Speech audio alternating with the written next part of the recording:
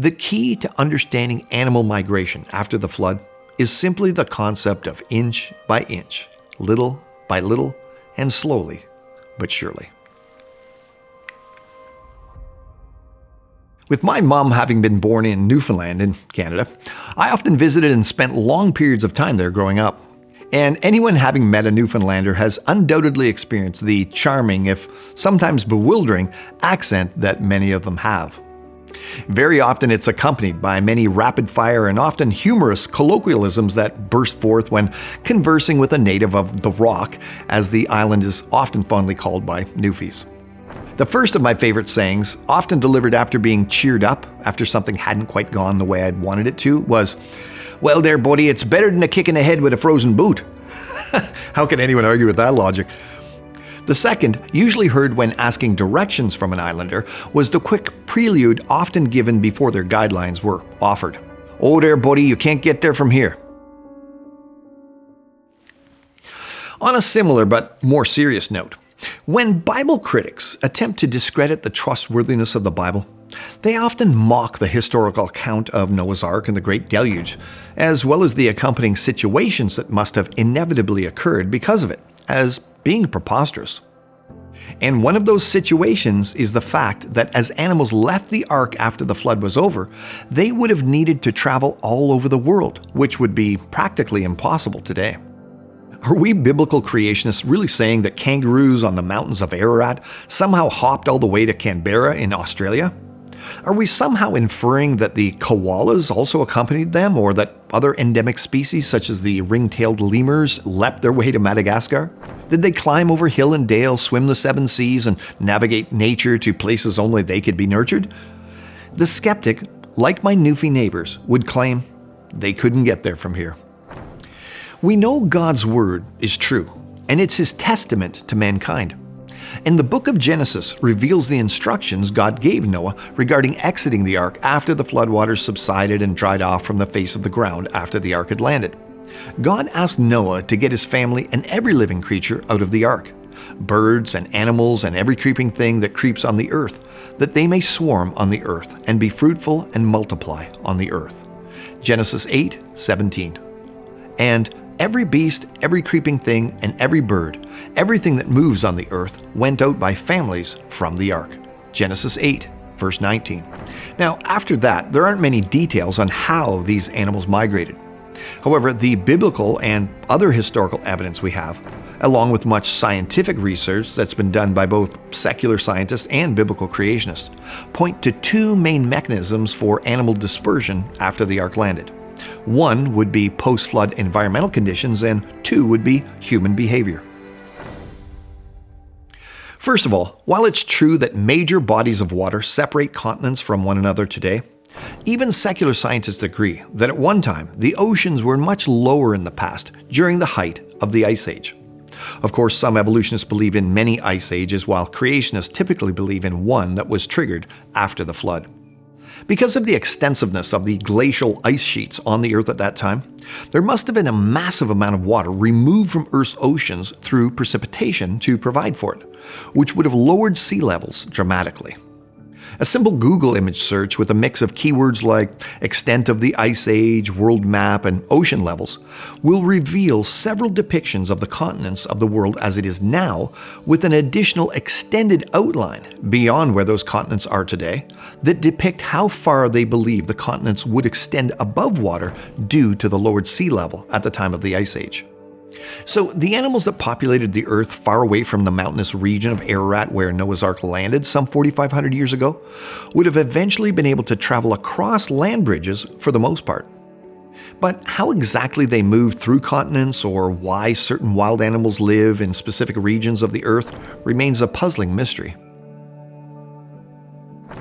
Even considering the truth that the continents were connected at some time in the past, skeptics often mock the idea of creatures traveling such vast distances. However, we're talking hundreds of years of time and many generations of creatures, representing millions of offspring doing the trek incrementally, not all at once during a brief sprint. And surprisingly to many, even small, clumsier, like compared to a gazelle, for example, animals are quite capable of spreading on their own and covering incredibly long distances. For example, when cane toads, not the spryest of God's creatures, were introduced by humans into Australia to tackle pests, it only took 10 years for their population to spread a distance of 2,000 kilometers. These toads have populated great regions of the continent, from an initial population of 102 to an estimated 200 million today. Unfortunately, they've become pests themselves, as the toads are poisonous to most Australian carnivorous wildlife that try to eat them. Alarmingly to many Aussies, their current rate of spread is from 5 to 50 kilometers per year. But a toad's gotta do what a toad's gotta do, and as a famous green Muppet once said, "Not bad for an amphibian." what needs to be considered is that after the flood, there would have been no problem for successive population waves of animals moving into empty ecological niches in all directions. And modern recolonization studies can also attest to how rapidly animals can migrate to even geographically isolated locations or places recently devastated by catastrophes, like Surtsey Island off the coast of Iceland, or the island of Krakatoa in the tropical Pacific. Look at how Britannica.com describes the rapidity of animal recolonization at both locations in just a short period. 6 months after the eruption of a volcano on the island of Surtsey, off the coast of Iceland in 1963, the island had been colonized by a few bacteria, molds, insects, and birds. Within about a year of the eruption of a volcano on the island of Krakatoa in the tropical Pacific of 1883, a few grass species, insects, and vertebrates had taken hold. On both Surtsey and Krakatoa, only a few decades had elapsed before hundreds of species reached the islands. Not all species are able to take hold and become permanently established, but eventually the island communities stabilized into a dynamic equilibrium. It should be noted that by any geological standard, Surtsey is a brand new land feature on our planet. National Geographic described it this way. On November 14, 1963, an Icelandic fisherman noticed a plume of smoke rising from the open water. Within a day, Surtsey, a new volcanic island, had formed off the southern coast of Iceland. By 1965, plant life had colonized the relatively flat southern portion of the island, which is also visited by migratory birds and seals. 52 plant species have been recorded, and the number rises each year. The fact is that many creatures have amazing abilities that allow them to travel around the world.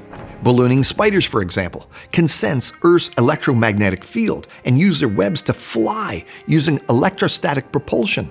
Spiders have been found 2.5 miles up in the air and 1,000 miles out to sea, so they can relocate to far distant lands easily. They're like the superheroes of the bug world. But fantastic powers aren't always needed to explain animal dispersion, as they often use much less sophisticated methods of travel. Some of them might simply have been situational, like getting stranded on debris during a storm or because of an accident. We find tortoises in islands in the Pacific Ocean, and also thousands of miles away in the Indian Ocean, but nowhere else in between. These are called split ranges, and the after effects of a global flood render important clues to explain this. Massive floating vegetation mats made of trees and other plants ripped up during the global flood would have been plentiful for years after the floodwaters subsided. And these could have served as rafts to transport animals in circular patterns around the world's oceans before the animals ever landed on a continent or an island. So land tortoises might have reached islands that are far apart this way. These log mats aren't that uncommon after a major catastrophe, and an example of massive amounts of floating logs and wood debris can be seen to this day on Spirit Lake near Mount St. Helens in Washington, in the USA, brought about by the devastating volcanic eruption of 1980. 40 years later, hundreds of thousands of logs from Douglas fir trees are still floating on the lake. Mats of bigger proportions, snarled and entwined together with other debris, could have floated a lot longer on the water after Noah's flood, allowing the transportation of animals on them. One likelihood is that people traveled with animals as they spread throughout the world. Modern examples include the introduction of goats, sheep, rabbits, and cows in Australia by settlers from Europe in the 1800s. Previous to that, European migrants traveled with domestic animals like chickens, pigs, and cattle to North America, and inadvertently also brought pests like European species of rats with them. However, regardless of the travel opportunities afforded to the majority of creatures that disembarked from Noah's Great Zoo, skeptics still try to marginalize the account by pointing to creatures like the platypus as an example of a creature that's far too small and fragile to have taken the trip of thousands of miles through the merciless deserts between northern Australia and Tasmania in the south. However, even ignoring a more circuitous route, as I mentioned, on vegetation mats, platypus could have easily migrated through Australia when it was lush and green, as there's evidence accepted by everyone who's examined the facts that Australia's inland once had a thriving rainforest that has since dried up. And this fits well with a saturated world drying out for a long time after the flood and subsequent climate changes since then. For most people, it should be obvious that no individual porcupine, pig, penguin, or platypus would have had to make the entire trip to their current locations around the world. For example, rabbits, not native to the Australian mainland before introduced in 1859, spread across it completely in only a few short decades. If they could do this in less than a person's lifetime, it's evident that one of them need not have taken a giant leap. Rather, every individual likely took a small step for rabbitkind's occupation of Australia, and each generation simply moved a little distance further than its parents had. It's true that no one animal could ever get there from here, but given hundreds of years of time and millions of individual offspring, it's more than reasonable to believe they did it all together. The explanation of the evidence makes better sense if a scientist's starting point is the historical, biblical account. And they can then use the advances we have in science to answer questions pertaining to how animal distribution took place after the flood. However, in the big picture sense, regardless of any particular challenges and need for more research into specific examples, the key to understanding animal migration after the flood is simply the concept of inch by inch, little by little, and slowly but surely.